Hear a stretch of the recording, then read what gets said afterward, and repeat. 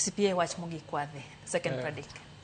Wach mogik kadwa wacho ni amor gi chenro mar sirkal mar nyotani kendo amedo jiwo rowerewa matindo moyudo kony kalure gi grant mar chako ohala ni giti kode yo makare. Bende amedo jiwo sirkal ni omed loso lwasi mar ohala mondo bed mayot. Amor ka winjo gima Migosi Mbadi kawuono wacho ni jogo ma msachgi ni piny idhi gol oko negi ushuru magichulo mondo mi gidong' gomenda maginyalo konyorego. But mamora moloyo en ni sirkal nigi chenro makoro miyo ng'ong'o wang' e mwandu mwachoko kaka ushuru odwok piny, nikech wadwaro ni wachwal wechewa mag dongruok madongo mayawo piny kwatiyo gomenda mantiere kaka infrastructure fund gi sovereign wealth fund.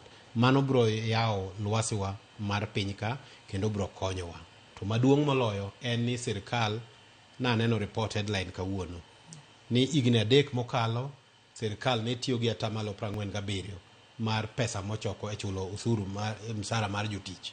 Kawuono en atamalo 40. Tiende ni wane apaya makare. Mad gimed timo kamano mondo mi wakony jowa, nikech population mar Kenya mang'eny gin rowere matindo gi. Kik wiwa wil kodgi. Wasechako gi matindo manie higni 19 nyaka 29 gi, to kik wiwa wil gi mabende otiegore mosomo mariek mabeyo mabende ywak nigi to gidong' oko nang'o. Omiyo nyaka wawuoth gi jowa gite. Erokamano FCPA kuom loso thuolo mari. Mano kanyo en